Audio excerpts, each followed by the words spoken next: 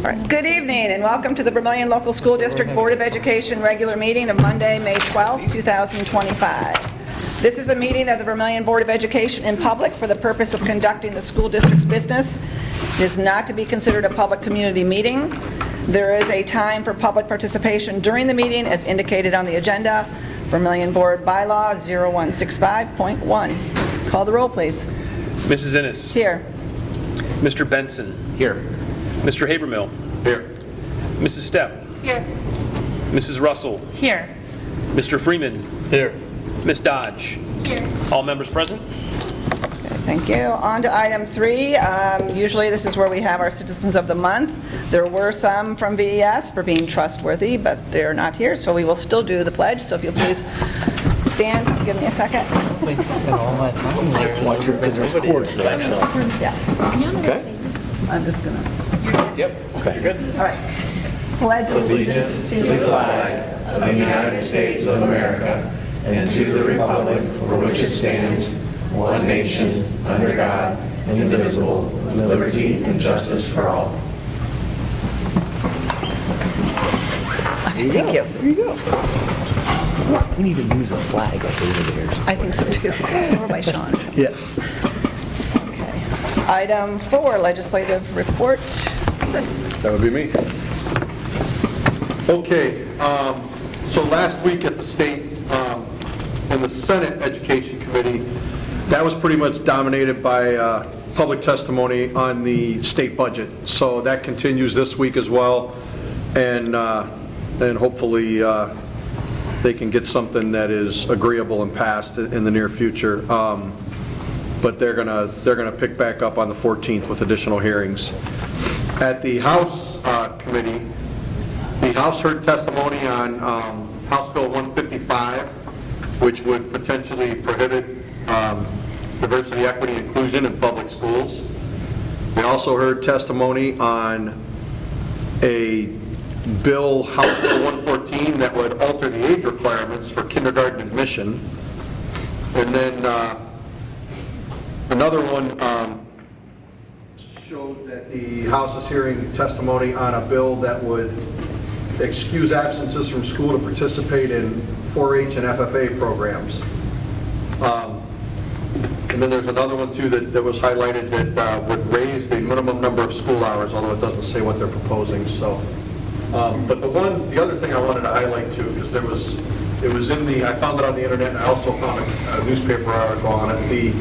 The governor's office just passed an initiative called the Statewide Innovation Waiver for College Credit Plus programs, and it's designed to include career tech type programs in College Credit Plus. So an example that it expands what's eligible for College Credit Plus, and Lorraine Community College was one of 3 institutions in the state of Ohio to be approved to implement this. One example is there's some students at Midview are participating in a new career tech education pathway for microelectronic manufacturing. So basically what it leads to is a certificate and a qualification that they can graduate high school with, and then they can move on to degrees in the subject from there. So it just expands what's available to kids for college credit plus. The only pushback I heard on that is they were lowering the grade point average for eligibility. To me, that is not a problem. The kid's GPA, which is, we can discuss how that's generated and whether it's accurate or not about the kids learning, but they're probably not engaged. And if they get into something like this that they're interested in, they're going to be engaged, and the GPA will go up and they'll be fine. So I don't see that as a disqualification. Yep, and hopefully that's the reason that people are proposing to lower it a bit. Right. Get those kids. That's it. Yeah. Thank you, Chris. 5, student liaison report. We do not have one for this month. And on to item 6, student board member report. I have that one for this month. On Friday, we had students from VES, SMS, and VHS all participate in the local Special Olympics. I'm not sure where it was. I think it might have been Elyria. Throughout the week, there was a spirit week. I know at the high school. I don't know if it was at the other schools. Was it at the other schools? Just the high school. Mrs. O'Connor was the administrator that helped us participate in the event. The high school had 5 participants that were in the event and then 3 students that went to help our participants. I think these events are super important to the overall student body. It helps people that sometimes feel like they can be left out and isolated, feel included in these events. And I think throughout my years here, I've seen more like inclusion of these events. I know that like when I got here, I don't think we had something like this. And I think it's helpful to have something like this in our schools to help people that sometimes can't participate in sports have events to do Yeah. this. Great point, Nick. Very good, thank you. Item 7, public participation on agenda items only. I don't think we have anybody. Okay. On to item 8, superintendent's report and/or recommendations. Yeah, come on up, Matt. So our principals are going to review their instructional core plans and tell us what they accomplished around those plans this year. All right. I don't know, earlier this year we passed out our plans. I don't know if you guys have a copy of that with you today. If you want the original copy, but I can just go over the goals. Our first goal was in the area of rigorous and relevant curriculum, and our goal was that 85% of our students will make a year's worth of growth on NWEA math in the area of reading and language arts this school year. We are just now starting to take that test right now this week. I don't foresee us hitting the 85%. Kindergarten is finished, and we've seen their scores, and it's looking around 75%-ish. There's still some testing to be done that are going to hit their own personal growth goal in kindergarten. So what we'll do is once we get those numbers back, we'll examine the data closely to see what patterns we can see in the scoring and try to identify some areas that we can address. Whether that's our students working with our reading specialists, are they making larger growth gains than their peers who are staying within the classroom during our intervention blocks? Our high achieving students, are they being challenged? Are we giving them rigorous enough curriculum that they're making that year's worth of growth within our gen ed classrooms and our tier 1 situations? So those are the kind of things that once we get that data back, we'll examine. And just as a reminder, Matt, so with the NWEA, they take it in the fall when they come in, right, a few weeks into the school year. That's the baseline. That says this is where you are now. There may have been a bit of a summer dip for some students, but that's where they are. And then it projects out where they should be if they get a year's worth of growth at the end of the year. And that's where you're talking about your goal was to hit 85%. You're not sure what it is. It may be 75 or whatever, but that's that's what you're talking about, right? Correct. Yeah. Correct. So also along those lines, rigorous and relevant curriculum. We did spend some time this year as a district doing a lot of reviewing and previewing reading curriculum for our tier 1. And as you guys board approved the new curriculum for next year, what we're hoping that we'll see, and I'm encouraged that we'll see, is that the increased rigor in that program will start to see kids moving along quicker. Our math scores, when you look at our kindergarten and first grade, our foundational skills piece, we really see really solid growth in scores always across the board. It's then when we start taking those, we took those foundational skills and now we're turning those kids into fluent readers, is where we see them running into that wall a little bit. And with this new curriculum, the phonics portion, the foundational skills portion, is going to have kids working on decoding and reading words and things faster in kindergarten and doing that sooner. Where currently, like foundations, that's a second semester kind of skill. We're going to start decoding CBC words. The new curriculum, as they introduce the first 5 or 6 letters, they right away start making words with those 5 or 6 letters and start reading those words. And so this curriculum is going to help that start happening sooner with our students, and then hopefully then we'll start seeing who needs support in that area sooner, because right now all the information we get says, well, the foundational skills are looking great, and then it's time to start reading, and we start to hit a wall. So. And this is why curriculum matters, right? The right curriculum matters in terms of attaining student achievement. And even into first grade, they spend, the curriculum we're currently using spends the first 3 months going back over letters, sounds, and building CBC words. And our kindergartners are doing that right now. So spending that much time at the beginning of first grade working on those foundational skills, we're ready to move a little quicker. The kids are ready. Okay, With- good. with preschool, and there's some who aren't, and that's where tier 2 intervention is for. And so we're meeting kids where they're at, but we have some that are ready to go. And that's, I think, where the data, when I say we'll look at that map data and see those kids who are high-achieving students at the beginning of the year, are they making their year's worth of growth? And if our curriculum's not moving, if they started here, we're not moving them along because they're stuck waiting to catch up. So that's where that tier 1 curriculum, having a little bit more rigor and things, will hopefully move that needle. Yeah, a quick question. So by increasing that rigor, are you confident that to those students, I know we're trying to help those at the top, those that are typically in the lower, is it going to increase frustration where, I mean, I know you can't tell, but would that increase frustration where this is really hard, this is really fast, I can't get it, and just shut down? Or like you said, you've got all those things to help them along as well? Sure. The district's put a lot of resources into that tier 2 intervention. Okay. For reading specialists. We've devoted an hour-long intervention block in each grade level that allows for that extra time without missing the new instruction. So I think we have things in place. It's kind of almost like we did it backwards. We started working on the tier 2 piece because it's what was there, and now we're trying to work on that tier 1 piece. So I think we had the things in place to catch those students, Okay. residents who are maybe needing that support and Okay. aren't ready to take off as quickly. But when you're looking at K-1 in the new curriculum, most of the things are read aloud, and it's about kind of listening comprehension, and it's still building the words and learning to do it. So it's still not a lot of independent reading, but the decoding piece takes place faster, sooner. We're introducing more difficult vowel patterns sooner, like long vowel patterns that we don't normally see till Christmas. The first grade are happening sooner in first grade. Okay. And to your question, that's where the 4 reading intervention specialists that we hired, and then that's all they do all day, every day. Make sure that's not To work with those kids Okay. at their zone of proximal development, where, right where they are, taking them from where they are, instead of assuming they're here and trying to move them forward. Okay. Yeah. Okay, just wondering. Thanks. No problem. The next section, teacher knowledge and skill. The goal is to continue implementing evidence-based, data-driven instruction that allows teachers to individualize their instruction for student needs. We spent so much time and resources in the past on getting our teachers trained in good science of reading, teaching, and they've been working on using those skills.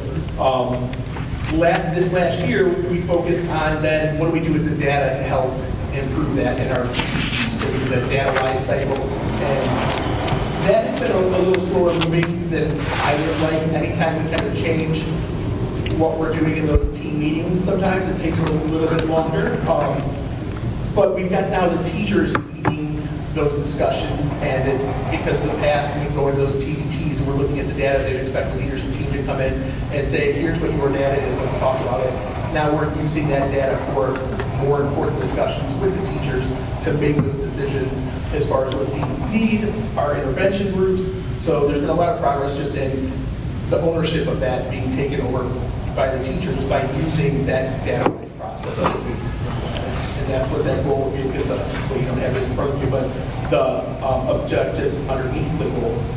We're talking about teachers analyzing their student data and collaborating with their teams to implement the different strategies, the teachers implementing the strategies they learn. So then using that data-wise piece, then we're taking the strategies they learned, we're sharing them. We're taking the data that they got, we're talking about it, and figuring out what student needs. It was putting a process in place to take all the things that we had and start using it. It was a little slow going to get going as you change a process, and it still has some kinks, and it'll still be something we're working on next year. But anytime you're in a learning cycle, I think that's what you do. You're working on something. When it doesn't work, you revise and revisit, and so that's exactly what we'll do. And number 2, is having to work towards that. The third goal was the student engagement goal. We talked about improving student engagement by implementing strategies to promote active student participation. It's been a big discussion all year. What does that look like? What is student engagement? Defining it. We did some PE this year, a little bit of time on that to really look at how we could engage the students more. Some of that time was used just letting teachers share with each other what they were doing. We have some great resources within the building, teachers getting a chance to talk to each other and see what each other are doing. With instructional rounds, we made our problem practice related to student engagement and about opportunities to respond. So how often students were replying and answering in class to keep them engaged in learning. You're not just sitting there not getting a chance to actively participate. The numbers on that actually ended up being much higher than I really would have thought, and it really wasn't as big of a problem as practices that maybe we thought it was. Our students in elementary school get lots of opportunities to talk and share. So really now, as we're looking at student engagement, it's about trying to find more ways to incorporate student interests in what we're doing, and how do we get students, learning with not just sit and get a little more hands-on and participating in their learning and collaborating with their peers. So again, there's going to be work to continue in those areas, but I think we found out some things that we're doing well and some things we could change. And that's one of the values of instructional rounds is, like Matt said, he had this perception about what was happening in the classroom around student engagement, and then we did the rounds, and he found out that actually wasn't the issue. That wasn't a problem. So that then you eliminate that as a factor and you move on, and so it really is powerful for seeing what's happening in the classroom. Yeah, and there was some hesitation, sometimes teachers are real private folks and they like to live inside their bubble sometimes, but I think the response from the staff having people in and seeing what other people are doing, they found the value in that. We tried, we made time to make sure each of our teachers got out to somebody else's classroom last year. We want to try to make that just a process that we include more of, giving them the time to go watch each other and see what's happening in the other rooms. Thank you. Thanks, Matt. Thank you.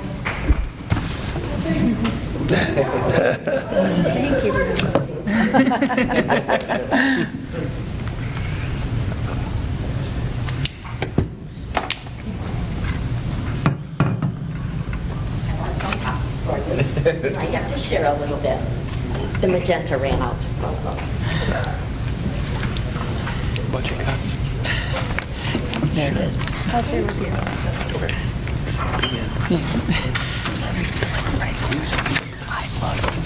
There's plenty. Yeah. Budget cuts.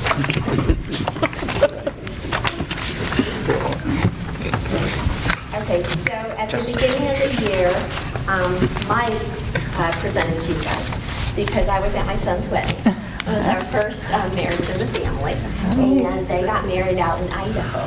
I had never been to Idaho before, so it was fun. It was a beautiful wedding and everything, but I am happy to be here tonight to present to you what we've done, all right? And as I prepared, I went over and I was like, wow, we were really rocking. We were doing a lot of stuff. So I'm happy to share it. If I can get it to move forward. I have the big one. There you go. You want to point it at the computer, I think, isn't the toggle in the computer? Okay. Yeah. Got it. So first, for rigorous and relevant curriculum, our goal was that grade level teams would implement data analysis of common assessments based on the item analysis and content areas and collaborate on best practices. One thing that Mike and I found when we came here to Sailor Way was that the teachers do a phenomenal job collaborating. They really work together. And so to do these common assessments, several of the teams already had some of these in place. And so we were pleasantly surprised to see, okay, what do you have? And then what are we going to improve upon? We did this mostly through our department level meetings that we had. So like the first action step, the SMS teachers administered one common assessment per unit, and that was at least the one. Some did more than that. And then for the second one, we had, it should be SMS, a typo, sorry. Teachers met to discuss data analysis and item analysis results per unit. So 6 and 7 met during their AA time because we have some teachers who teach 6 and some during 7. So where 4th and 5th could do it during common planning, the 6th and 7th would do it during their academic assist time. So let's Say it. make sure everybody knows item analysis. What that means is, when you give a common assessment, in other words, if you have 5 teachers teaching the same subjects at the same grade level, they're giving the exact same assessment. The reason that's important is then you can see across the board, are the students getting it, what are they not getting? And one of the ways you do that is you look at every single test item and you look at how many students got it right, how many students got it wrong. And then that can inform your instruction. So that's item analysis, is looking at every single test item and how did the students across the board perform on that item. And that's why common assessments are important. Yeah, thank you, Dr. Hall. The other piece too is that as the teachers look and they see, well, like say if I'm a teacher and my students did this on the test, and then the other teacher looks and they go, oh, they've done this, then we can say, wow, your students really got that one, that piece. How did you teach that? Right. What were your strategies that you used so that I can then do those things to get my students to really understand it? And so through those discussions is where you really get those gains. The fourth one is training on the writing revolution was provided during department meetings. Teachers incorporated strategies into their curriculum maps and daily lesson plans. So what that means is we have a new curriculum for next year with the writing revolution. So it's all about how you incorporate your writing into it, all right? It's not a curriculum that you just go and you take the book and then you start off and you start teaching through it. What you do is you're picking different pieces that will then work for you. And there's different strategies that you can use in the writing. And so starting it throughout the whole district, Wes presented to our whole staff during those department meetings the training for it. And even to like our specials teachers got the training. Everybody got the training. So then that way when we look at writing, it's cross-curriculum. Everybody's working on writing then. Any questions with that piece at all? So that was our first one. Our second one is on teacher knowledge and skill. So by May now, St. Louis Middle School teachers will fulfill the requirements for the science of reading training with implementation of one of the 5 pillars during instructional units. So phonemic awareness, phonics, fluency, vocabulary, and comprehension. All those things that Matt was talking about for them to learn about how to read. Okay? So now we go into, our first one was all teachers completed the science of reading training. Yes, I can say that. All teachers completed, because some we had to get after a little bit to be like, okay, come on, let's get this done, right? It's a really extensive training, but it's a really good training. And so there were different ways that teachers could get it. So a couple of years ago, we had letters training, which teachers did and the district paid for, which was amazing. And that's a really good training. So that counted as one of the science of reading trainings that the state is saying now that we all need to take. All right? So then the rest of us, we ended up doing the science of reading course. So we've got like 71% of our people did that, where 20% did letters. And then there's Keys to Literacy and Wilson Keys to Literacy. Just some other literacy things that you could do, all right? And even administrators, take the course too.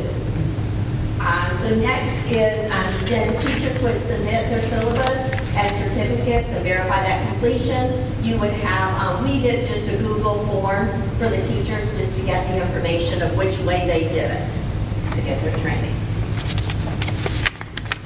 And then along this goal too,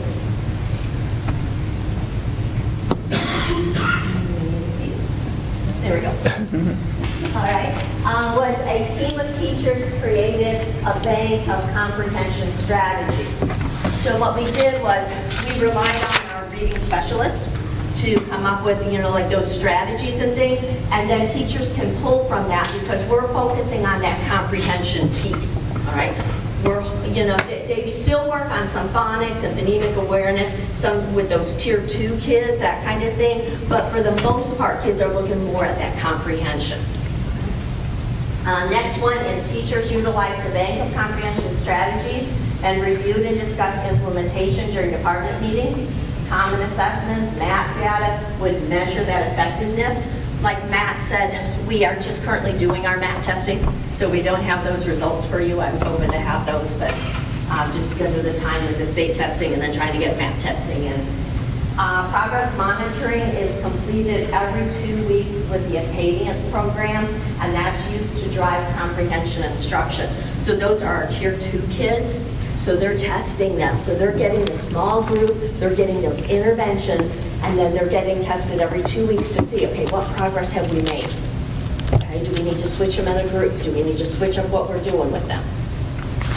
Any questions?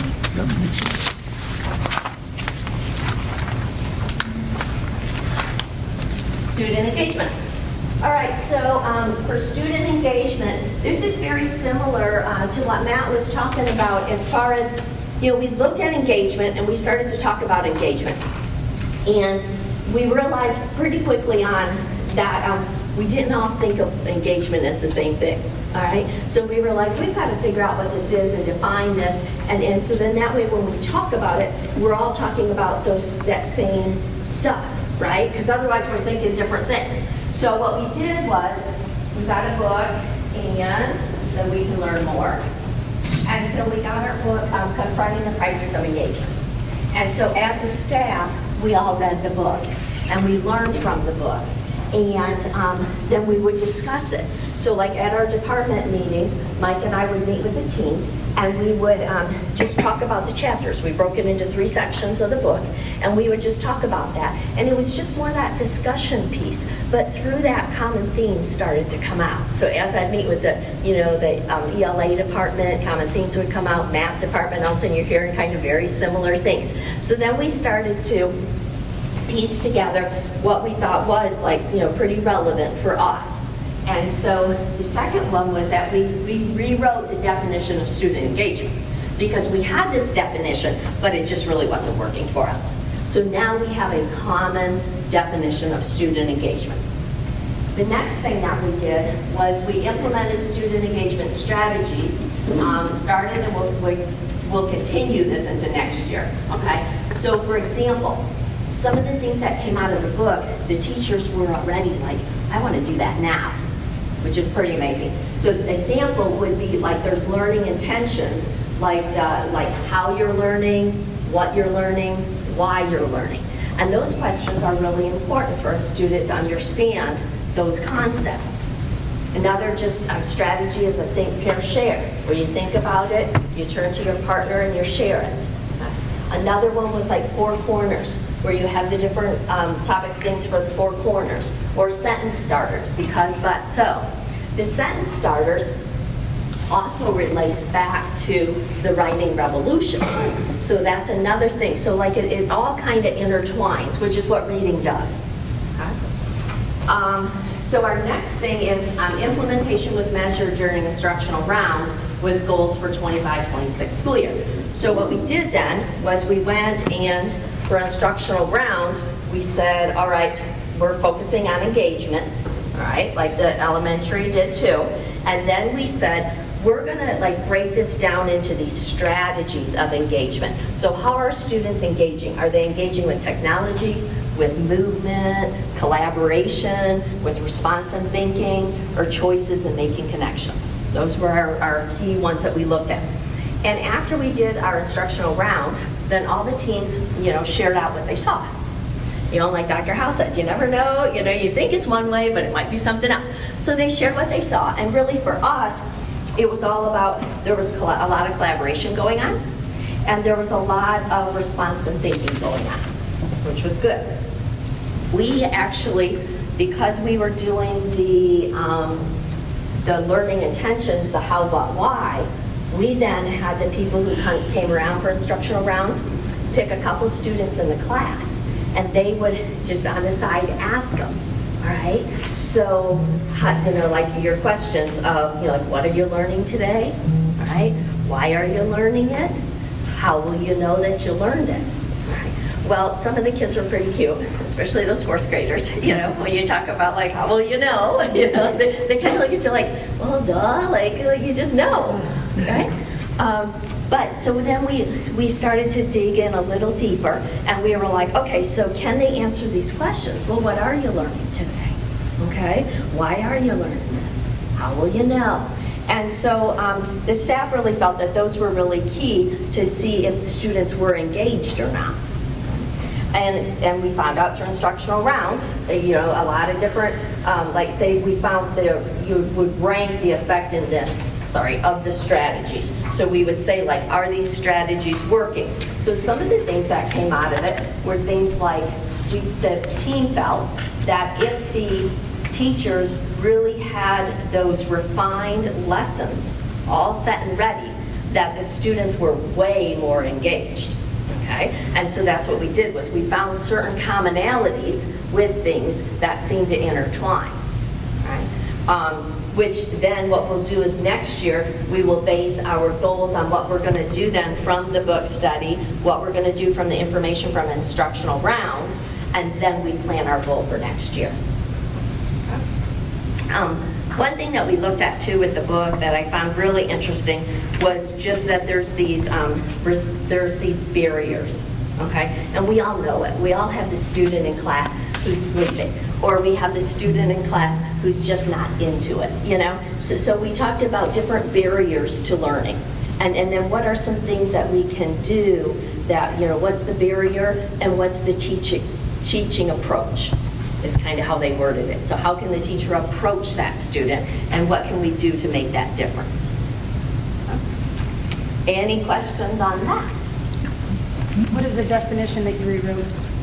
You rewrote the definition of student engagement. What is the new definition? Yes, the new definition is student engagement is the active involvement of all students in the learning process, marked by elements such as active listening, collaboration, and genuine discourse.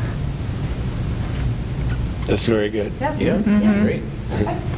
Anything? Any questions? And think about it, you had to write the definition. You had to, because everyone had their own definition. Every teacher has their own idea of what that is. And unless you do something like this, you're never on the same page. You're never focused on the same concept. And so you can't get to where you want to go because everybody's going a different direction. Yeah. Yeah. Okay. Thank you so much. Thank you. Thank you. So, thank you for this. I know that assessments haven't happened yet, right? But like, what are your guys' gut telling you? That, I mean, do you feel like the students are going to show progress, or do you think there's a gap? I mean, do you think there's more work to do? There's there's always more work to do, There's always right? more work to do, okay? But my gut tells me that the students are going to show growth, okay? And that's what we want. So you believe like the actions that were taken as a result, like, that were effective, right? Correct. Okay. Absolutely. But they also have to be refined. You know, I mean, you just started doing these things this year. Correct. You know, they have to be practiced in the classroom with the students. Yes. And it takes time to refine that process to make a difference. Yeah, Yeah. because sometimes you want it overnight, and it doesn't just always happen that way. But, you know, I also know that, you know, coming in new, there was a lot of challenges, okay, with the staff. The staff had gone through a lot, all right? But just the difference in the environment and in people's attitudes, and they just, you know, I can't express enough how much happier they are and how much they feel like, okay, they're supported and that we'll listen to them, you know, and that goes a long way. And that there's direction. There's a direction. Yes, and there is that direction, and they know that. And they know that I'm a collaborative leader, okay? However, there's a point in time, some things where you just don't need collaboration, where a decision just has to be made. And they also know that I'll just make that decision too, okay? But I will also listen and value what their input is. Great. Thank you. Okay, thank you very much. Matt? I did it the first time. You guys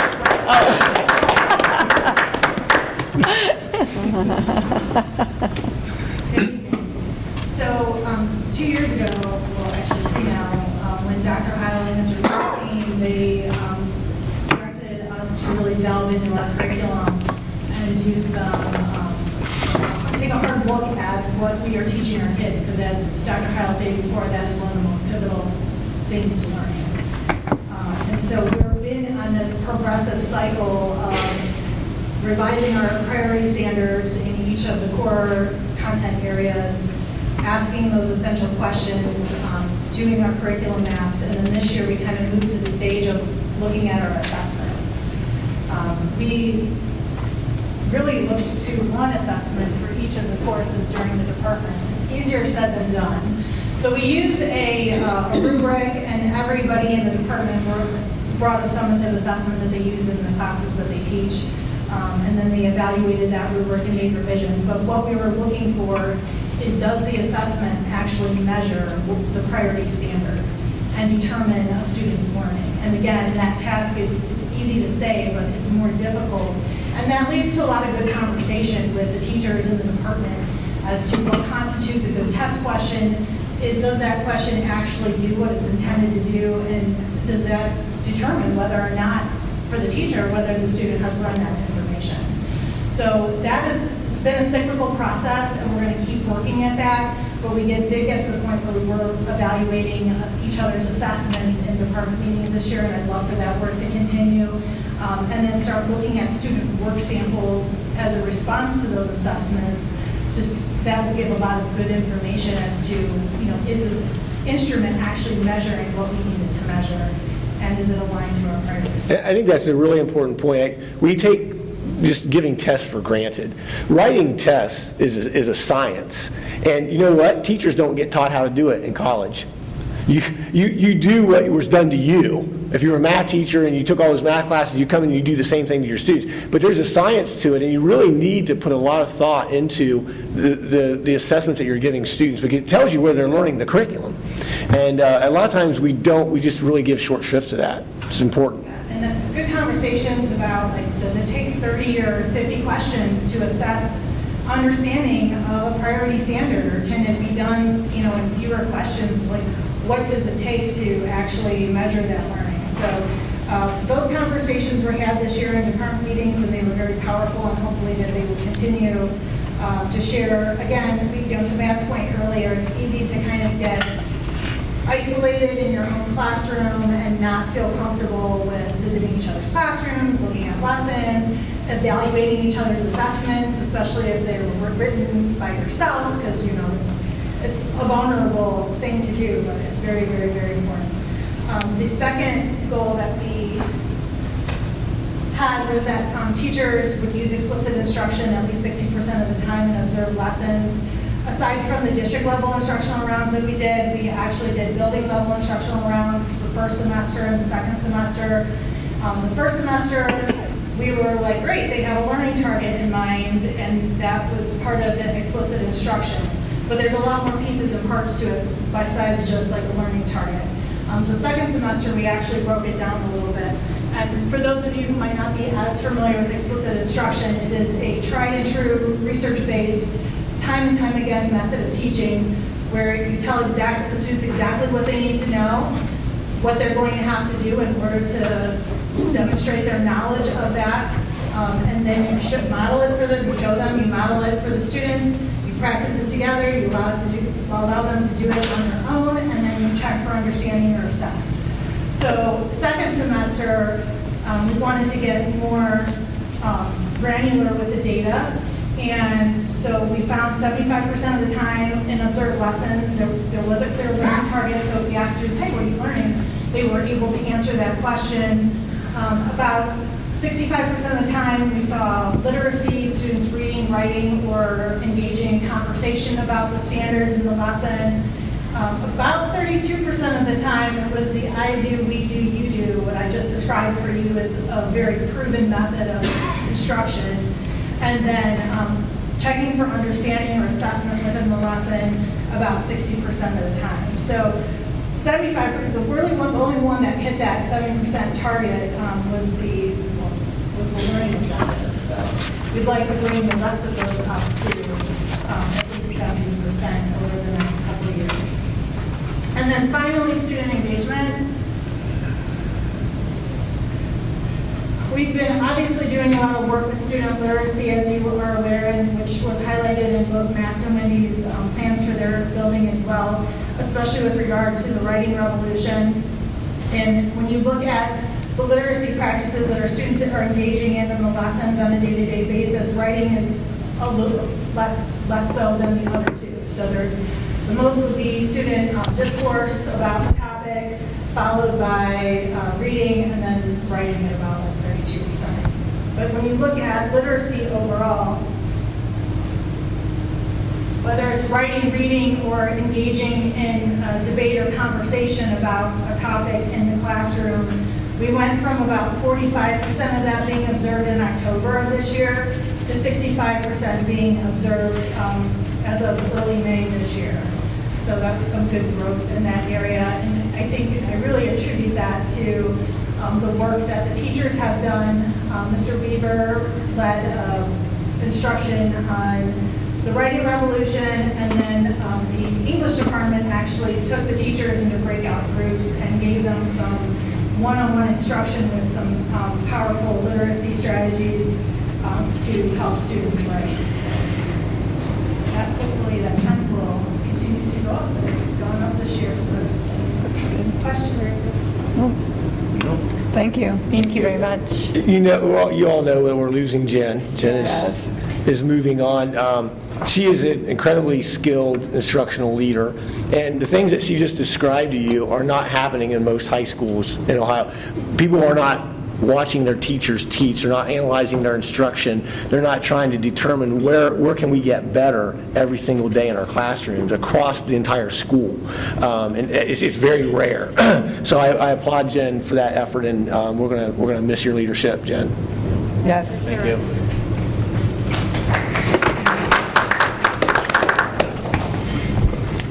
Anything else, or that's it? All right. Well, thank you, guys. All right, item 9, treasurer's report and/or recommendations. Justin? Thank you. A, recommend a resolution of the board to approve the financial report for April 2025, and that's attachment A. I'll move. I'll second.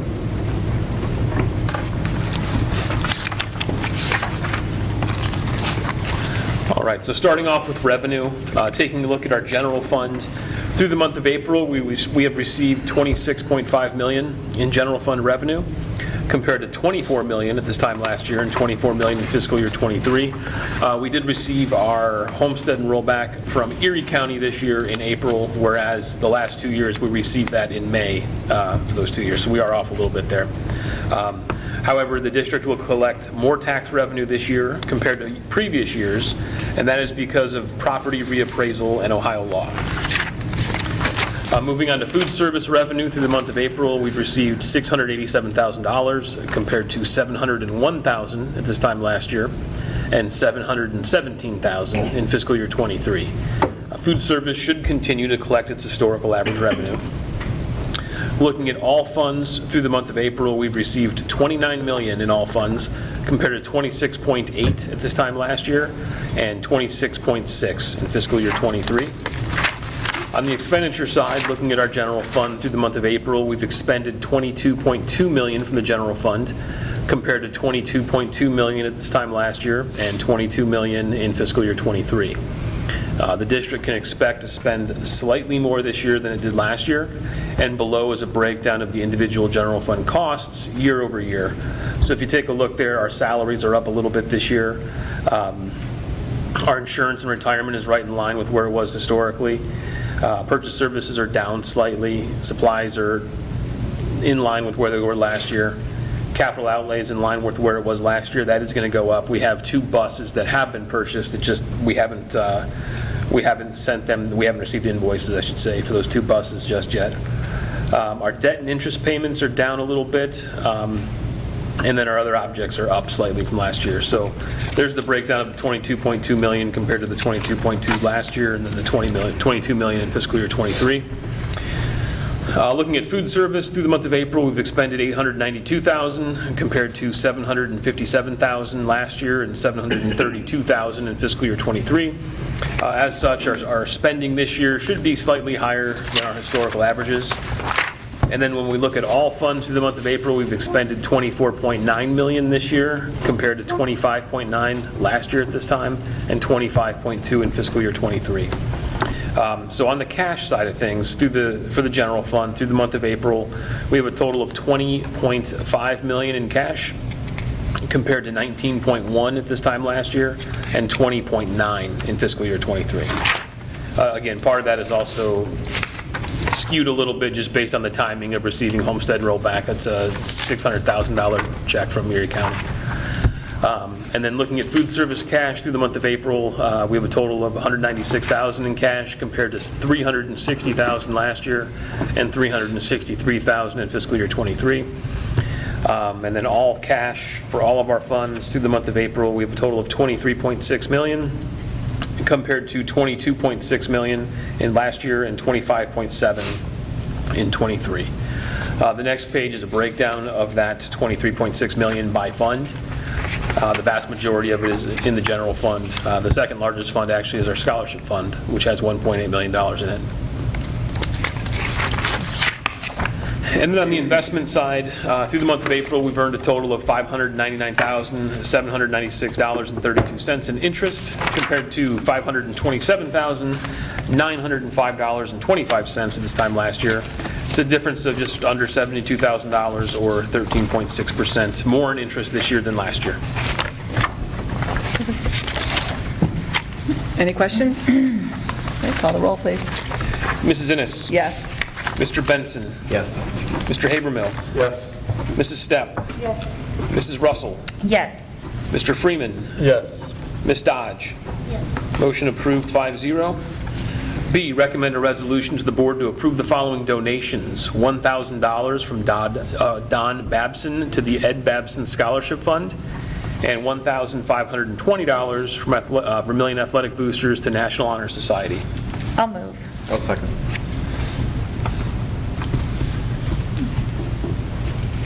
Okay, call the roll, please. Mrs. Innes? Yes. Mr. Benson? Yes. Mr. Habermill? Yes. Mrs. Stepp? Yes. Mrs. Russell? Yes. Mr. Freeman? Yes. Ms. Dodge? Yes. Motion approved 5-0. C, recommend a resolution to the board to approve the creation of the 070 Capital Projects Fund, and that is attachment B. I'll move. I'll second. So the 070 Capital Projects Fund, if you remember, I want to say it was back in 2022, the board passed a resolution establishing an 070 Capital Projects Fund. The reason we established that fund was so we could transfer $2 million from our ESSER funding, from a reduction of expenditures from our salaries, transferred $2 million to that 070 Capital Projects Fund. That $2 million went to replace the roof at SMS and replace the entire HVAC system at SMS. That fund still exists, but that was established where we could only transfer $2 million. This one will allow us to transfer any amount that we wish, up to a limit of $11 million. And so we just, based on the way the forecast is working and because we didn't pass the bond, we will need to transfer money out of that to cover some of these immediate needs. And in doing so, we need to have more of a transfer than $2 million, which our first resolution would allow. So we had created a second resolution to do that with. Okay? Does that make sense? Yes. Okay. Any questions? Okay, call the roll, please. Mrs. Innes? Yes. Mr. Benson? Yes. Mr. Habermill? Yes. Mrs. Stepp? Yes.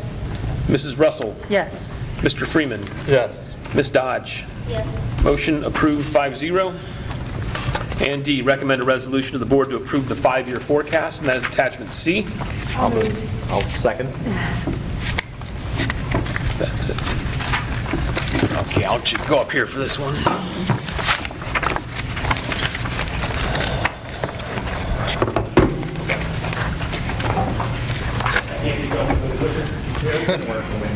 Yes, it's a big button, point to the computer.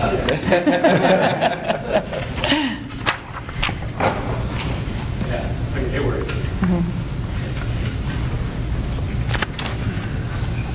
All right, so the purpose of the 5-year forecast is really for three things. It's to establish the Board of Education in the community in long-range planning and discussions of financial issues facing the school district. Number two, it's to serve as the basis for determining the school district's ability to sign contracts associated with continued operations. And number three, it's to provide a method to the Department of Education and the Auditor of the State's Office to identify school district potential financial problems. I don't know. Yeah, I'm sure it is because it has to be, yeah, it should be 25, yeah, 25. Yeah. Have everybody change it before you do the vote. Okay. We had $427 million in assessed property values. Good catch. And in 2024, we had $696 million in assessed property values. So in the last 10 years, total property values, assessed property values, that includes your residential, agriculture, commercial, and your utilities, it increased by 63%. And actually, 25% of that increase happened in 23 to 24 this last year.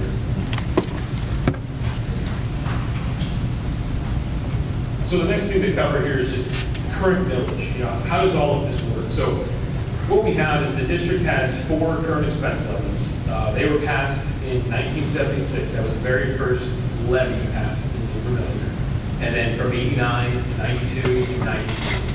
After those current expense levies were passed, in 2008, the district, actually 2006, and then in 2008, passed an emergency levy. Emergency levy is a little bit different than a current expense levy. An emergency levy is just a fixed sum. It's a dollar amount rather than current expense levies, which are millage. So these are our current expense levies. As property values increase, our effective millage is reduced so that the levies generate the same revenue that they did when they were first passed. So if you look at 2018, total effective millage 20.28, 20.28, 20.20, and then 20 mils. 2021 is when we effectively hit our 20 mil floor. And so again, what that means is that in 2018, it took 20.28 mils to generate the full dollar amount, and as property values continue to rise, the effective millage rate just keeps getting reduced, so it can only collect the same amount of money it did when they first were passed.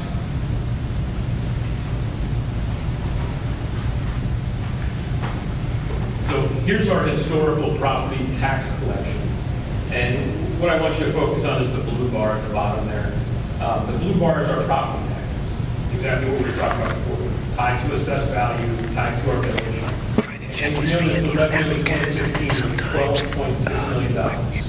And then fast forward in 2022, it's Otherwise, let's just do it as is. so in your forecast packet, this is talking to pages 6, 7, and 11, if you want to follow along. But the reason the school's revenue has stayed flat since is because in 1976, the Ohio legislature enacted House Bill 920, which effectively froze all real estate bills in the dollar amount you collected the first year the levy went into effect. As property values rise through reappraisals and triumphing updates, House Bill 920 is the mechanism by which the voting levies are reduced so that they only generate the same amount of money they did at the time they passed. Now, shortly after they passed that, they passed House Bill 920 was passed to ensure school districts would be guaranteed a certain level of operating funds. The Ohio legislature enacted the 20 mil floor. The 20 mil floor was designed to assist districts that historically had difficulty passing new operating funds. The thought really behind this legislation is that a school district needs to have a minimum of 20 mils to operate.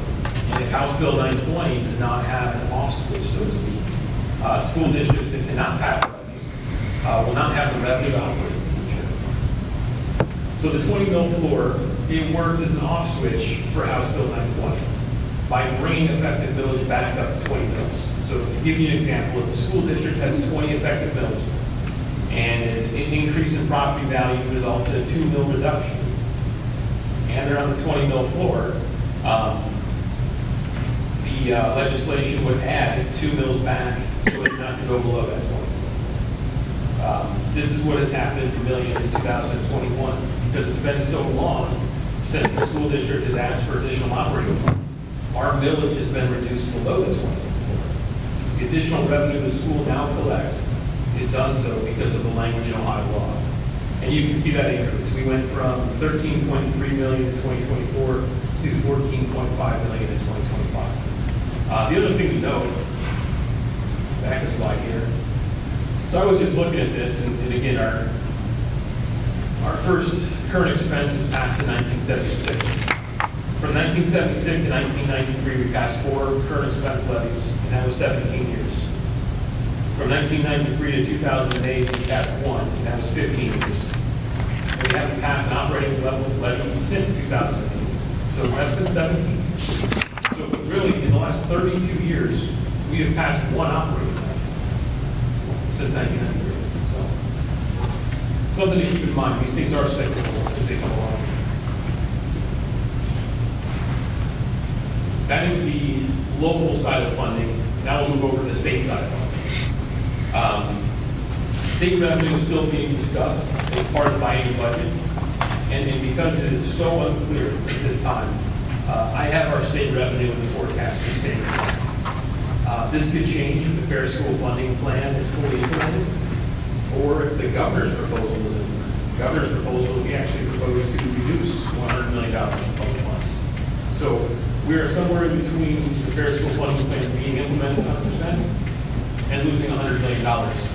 And I'm not sure which way that's going to go.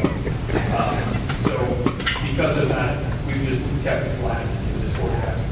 We'll make updates, obviously, when the budget does get passed sometime in July or shortly before July, and those changes will be reflected in the November forecast. For those of you following along the book, this will be on page 14 of your pamphlet. This is the historical forecasted revenue. So our historical forecasted revenue stayed flat until this year. We can see an increase in property taxes because of us being on the 20th floor.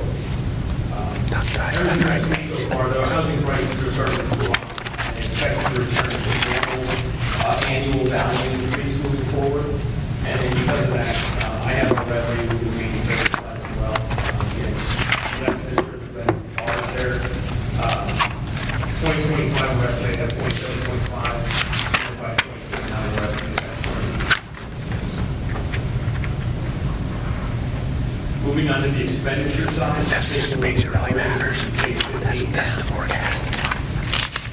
That's on 20. Given as our salaries go all over the place, one of the things that stands out in this slideshow here is 2022. Right? We went from 12 million down to 10 million in salaries, and we shot back up to 14 million. We didn't change staffing levels. Nothing really changed. It was just how it was allocated to the books. I've already mentioned this, and I'll allude to it again, but this is the reduction of expenditure that we received back from ESSER funding. And then we took that reduction of expenditure, reduced our salaries for it, and then made that transfer. That's why we established that 070 Capital Projects Fund, transferred that money and put it in the roof and the HVAC system fund of the school. That's why it was so down. And then it jumped up quite a bit there because it's missing just over $2 million. That was a year that we also were making 27 payments instead of 26, and then in 2023 we moved to 24 payments. So 2023 included one extra payment that wasn't included in 2022. So in this here, I have built our contractual negotiated salaries into these estimates for years 26 and 27. And then in 28 and 29, I have built in a 0% raise for staff in there, just to keep everything as conservative as we can. Moving on to the employee benefits side, this is page 16. Health insurance is the biggest cost driver in this category. The last 2 years, health insurance costs have increased by 9% in the last 2 years. And this year, starting in July, it's going to go up 6.25%. Now, some of the things, we don't have a lot of control on how we can mitigate some of these costs. But one of the things that we have done is we are a member of the consortium, Lake Erie Regional Council. It's a council of governments. And we are in that consortium with 11 other school districts in Lorraine County. We've joined that so that we can mitigate the increases. And what we do is we pool all of our assets, all of our resources, and we spread that risk amongst all 11 school districts, not just us. So if we have a catastrophic event, it's not going to affect us. That cost is spread out amongst 11 other school districts with the pool assets that they have. Joining a consortium like that greatly reduces our risk. We're too small to be self-insured. And it's very difficult to shop when you're a consortium. In the forecast, I anticipate a 6% increase just to the health insurance side alone, and that's why I see the cost rise. Purchase services, this will be page 17 of your template. Purchase services include $100 amongst other things, services for special education. This includes our water, our sewer, our gas, our electric. This includes technology purchases, laptop purchases, leases, insurance, not health insurance, but property and casualty insurance. And again, I have this going up 3.2% forecast, just trying to follow the rate of inflation.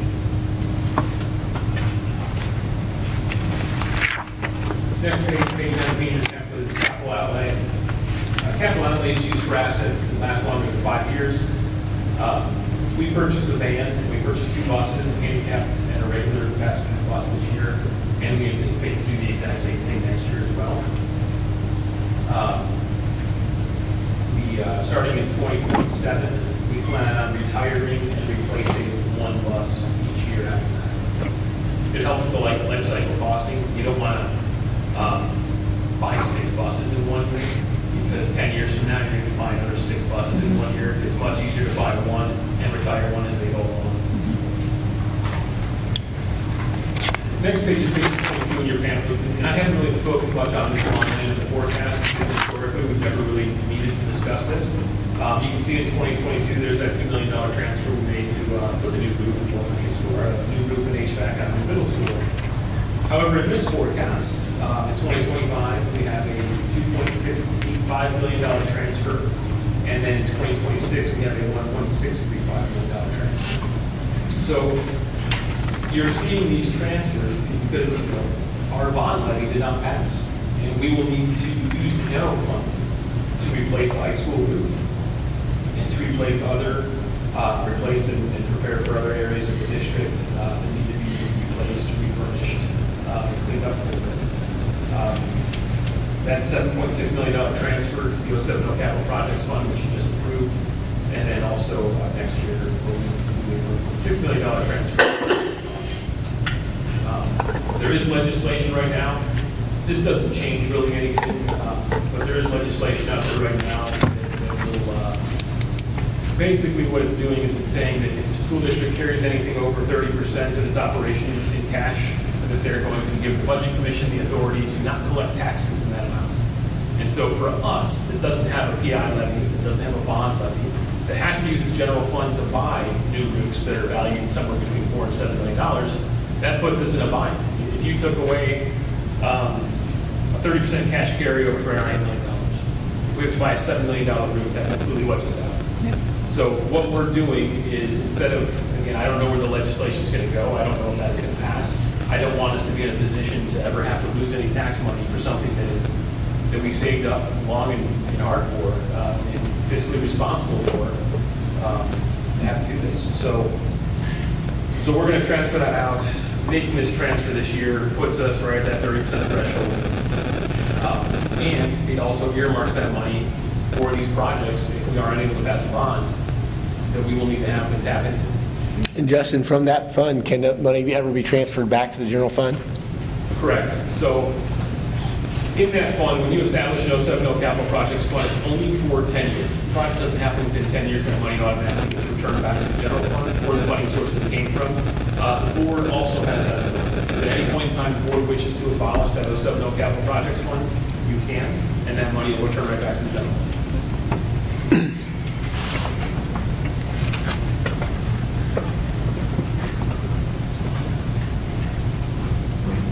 So on page 23, lists the entire forecast. On page 23, what I'm talking about now is specifically line 6.010. What this is your revenues over expenditures. And so the blue line is our revenue, the red line is our expenditure. Take a look there, you can see that large spike. Again, that's the transfer. But we have expenditures over revenues since 2022, and we are projected to continue this trend in future years. In future years, we'll need to bring expenditures down to our revenue levels, which will reduce our current service level. Or we will need to pass an additional operating levy to bring our revenue up to our expenditure levels. Now, passing a bond levy will even out the spikes that you're seeing on here in 2025 and 2026, and it will also prolong needing additional operating levy for 5-6 years out. looking at page 23, again, I'm just going to give you a snapshot. There's a lot of numbers in page 23, but really this breaks it down to the total revenue, total expenditures, results of operation, and our beginning and ending cash balances. So if you look, the main thing that you're looking at in the forecast is obviously your total revenue, total expenditure, but more importantly, is your revenue greater than your expenditures? And so that's what line 6.0 is, the results of operations. And so in our results of operations, we're deficit spending in 2025 by $7.8 million. And then we're deficit spending in 2026 by $2.3 million. Now, a lot of those are from the transfers, $1.6 million and $7.6 million in transfers. But in 2027, 2028, and 2029, we're deficit spending by 1.4, 1.9, and $2.4 million. Those are reflections of current staffing levels and current operations. That's us saying whatever's happening today is what we're going to continue to do for this entire forecasting period. If we were to do that, we will be in a fiscal deficit by 2030 without making any changes again to our current operational levy, our operations and how we're doing things. And passing a bond will extend that fiscal deficit. So right now, if we are unable to pass a bond, and we are to continue the same level of service that we're providing right now, in 2029, we will be ending that year with $13,000. So it's a far cry from when we started this year at $16 million. A lot of these capital projects are eating up a lot of this money and our reserves, and we're unable to have any other funding source other than the general fund to cover these things. So final comments on the forecast side here. There's a lot of things that can happen in 5 years, particularly with staffing, particularly with operations, particularly with passing a bond and everything else. So these numbers aren't set in stone. This is just a projection of what could happen if everything stays the same and we're unable to make any changes. The district needs to invest in its infrastructure as components age, using the general fund. Without having a dedicated funding source for replacements, the general fund will be tasked with paying for these replacements. Also, the district need to allow attrition with staffing to take place as our expenditures continue to climb and enrollment continues to decline. And then again, out of the 611 school districts in Ohio, 518 school districts have a permanent improvement levy. 432 of them have a bond levy. The number of schools in Ohio that operate without a bond or a permanent improvement levy totals 56, with Vermilion being one of them. Passing a levy that dedicates money to its infrastructure will extend our cash reserves further than the current forecast provides right now, which again ends us with $13,000. So I'm not trying to sound off any alarms, but I am trying to make everybody aware that the current level that we're operating right now, without passing a bond, will not be able to continue. Any questions? No, thank you, Justin. Thank you. Thanks, Justin. Appreciate the detail.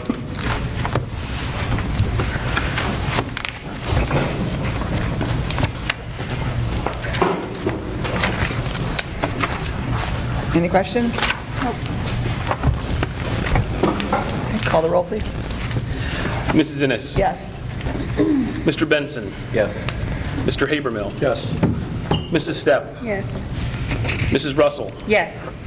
Mr. Freeman. Yes. Ms. Dodge. Yes. Motion approved 5-0. Okay, thank you, Justin. Thank you. Item 10, consent agenda. The superintendent and treasurer recommend that the Board of Education approve the consent agenda items.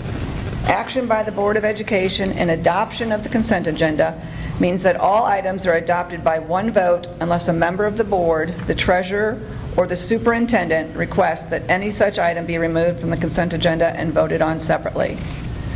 Item A, approve the minutes of the regular meeting of April 14th, 2025. B, recommend a resolution to the board to approve the service agreement for 2025-26 with the ESC of Northeast Ohio Positive Education Program for educational services per pupil per day from $322 to $484. C, recommend a resolution to the board to approve the 2025-2026 services with the Murray Ridge Center, Lorain County Board of Developmental Disabilities. D, recommend a resolution to the board to approve the frontline education renewal for the 2025-26 school year for the applicant tracking and absence and substitute management at a cost of $9,218.96. E, recommend a resolution to the board to approve the 2025-26 school nursing contract with the Erie County Health Department at a cost of $54 per hour.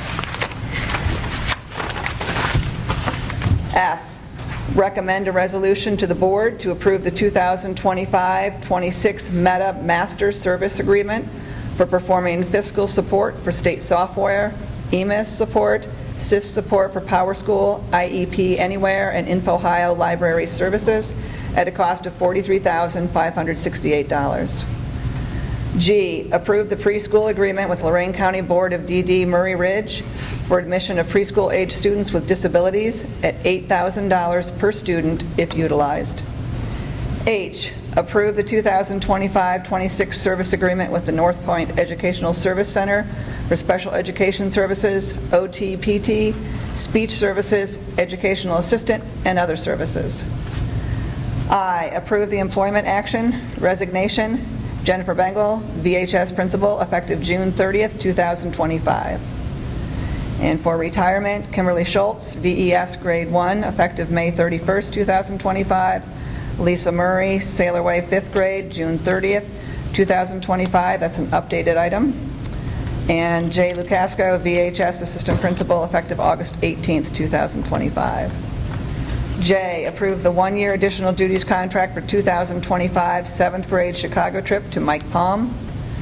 K, approve the one-year additional duties contract for 2025-26 to Sawyer Schaefer, VHS head girls volleyball coach.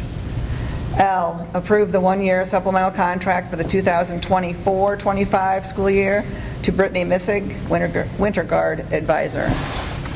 M, approve the 2024-25 summer worker contracts for the following: Monty Howell and Regan Massey. N, approve the one-year certified... Is that the correct year? Is that, would it be for next year? Is it for this summer? It's for this summer. Is this coming summer, so it Does that include... Well, I think she's using fiscal year for that, so it'll be for the summer of 2025. Okay, so you're okay with those Yeah. dates that way? Okay. Leave it? Okay. N, approve the one-year certified limited contract for the 2025-26 school year to the following as listed. O, approve the two-year certified limited contract for the 2025-26 school year to the following as listed. P, approve the continuing certified contract beginning with the 2025-26 school year to Catherine Kretschmar, grade 4. Q, approve up to 20 hours at the $34 per hour project rate for preschool evaluations and IEPs between June 1st through August 15th of 2025 to Lakin Tester, Michelle Wentworth, Kristen Schoen. R, approve up to 35 hours at the $34 per hour project rate for preschool evaluations between June 1st through August 15th of 2025 to Laura Moyer. S, approve up to 56 hours of extended service at the per diem rate from June 1st through August 15th, 2025 to Stephanie Atwater and Cheryl Weaver. T, approve up to 16 hours at the $34 project rate for special education planning from June 1st through August 15th of 2005 to Marlena Jacinto, intervention specialist. U, approve 11 hours of extended service at $36.04 for county fair appearances up to Claire Velagi.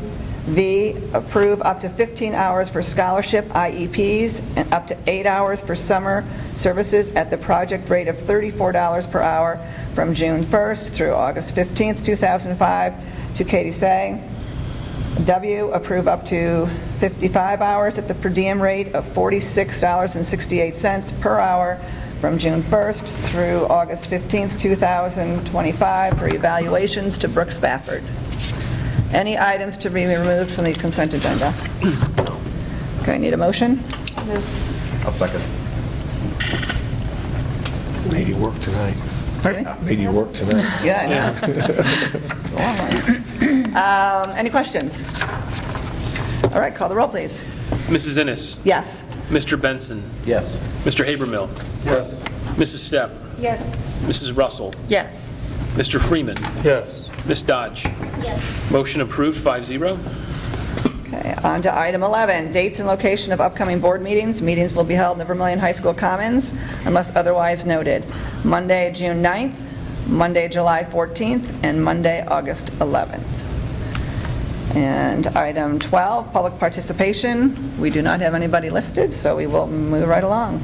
Item 13, adjournment. I'll move. I'll second. Call the roll, please. Mrs. Innes. Yes. Mr. Benson, Yes. Mr. Habermill, Yes. Mrs. Stepp, Yes. Mrs. Russell, Yes. Mr. Freeman, Yes.